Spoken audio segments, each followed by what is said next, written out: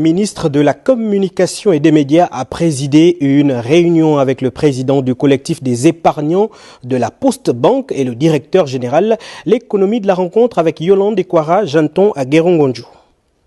À quand le remboursement des épargnants de la Poste Banque? À ce sujet, le ministre de la Communication et des Médias, Laurence Ndong, a rassuré le collectif des épargnants venu s'enquérir de l'état d'avancement de ce dossier. Madame le ministre de la Communication nous a rassuré de ce que le dossier est pris en compte par le gouvernement de la République et que, essentiellement, d'ici la fin de l'année, nous allons être désintéressés, étant entendu que le gouvernement fait des pieds et des mains pour satisfaire cette demande des épargnants à la Poste Banque de se voir être remboursés. Inscrit comme une urgence sociale par le gouvernement de la transition, le traitement du dossier des épargnants va bon train. Toute chose qui démontre une fois de plus l'efficacité et le pragmatisme des plus hautes autorités de l'État à restaurer la dignité de ces épargnants d'ici la fin de cette année. Face à l'autorité, on a la vraie information et la bonne information. Le CTRI a accepté par l'entremise de Madame le ministre de la Communication de prendre ce dossier à bord le corps qui traîne depuis 9 ans aujourd'hui. C'est déjà une avancée. Nous leur faisons donc confiance et nous attendons donc voir d'ici la fin de l'année, comme cela a été dit, les épargnants de la Poste Banque passer à la caisse pour le remboursement de leur épargne selon les modalités qui vont être convenues et retenues par le gouvernement de la République, notamment le ministère des Comptes publics. Toutefois, rappelons que c'est une somme qui se lève à 10 milliards de francs CFA inscrite dans la loi des finances de cette année et qui servira au remboursement des épargnants de cette banque.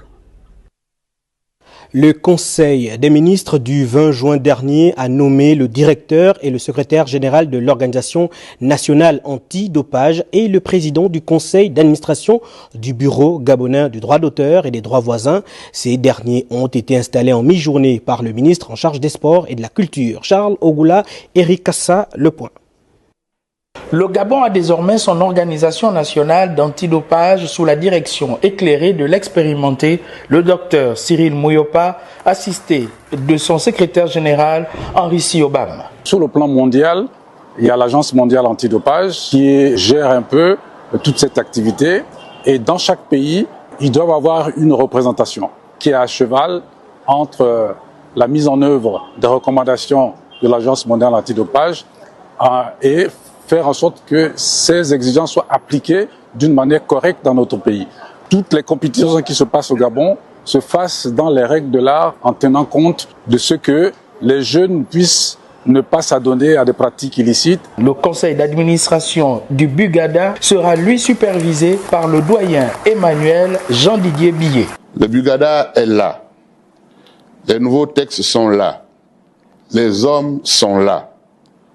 Nous aurons besoin de votre accompagnement en ce qui concerne les moyens logistiques, matériels et financiers pour mener à bien notre mission. Chacune de ces entités a reçu une directive claire de la part du ministre André-Jacques Augan. L'une des missions qui vous est assignée est d'organiser dans les meilleurs délais un conseil d'administration. Le texte lié à la modernisation de ces structures vient d'être adopté par les deux chambres du Parlement. La mission qui incombe cette institution est d'assurer au plan national la mise en œuvre du Code mondial antidopage et des standards internationaux en matière de lutte contre le dopage. Les promus ont donc été renvoyés à l'exercice de leurs fonctions pour être jugés au résultat.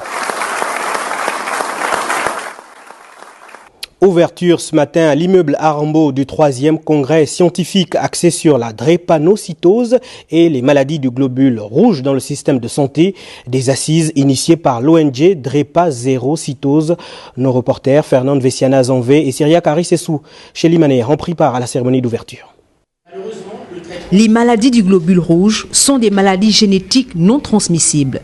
La plus connue, la drépanocytose, qui touche 120 millions de personnes à travers le monde, dont 65% en Afrique selon l'OMS, est l'épicentre de ce 3e congrès scientifique international. Aux conséquences socio-économiques lourdes, cette pathologie constitue une préoccupation majeure pour le Comité pour la transition et la restauration des institutions dirigé par son Excellence le général de brigade Brice Clotaire Oligui Nguema, dont le bien-être des populations, quel que soit ce qu'ils sont, est une priorité.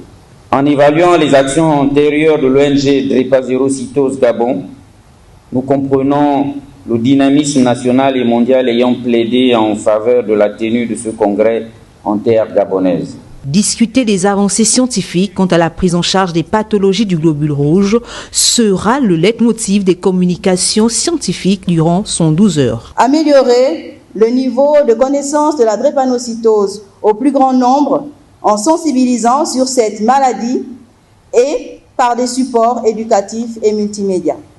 Favoriser les échanges avec d'autres sociétés savantes et être un appui à la recherche et à la santé publique sur la drépanocytose au Gabon.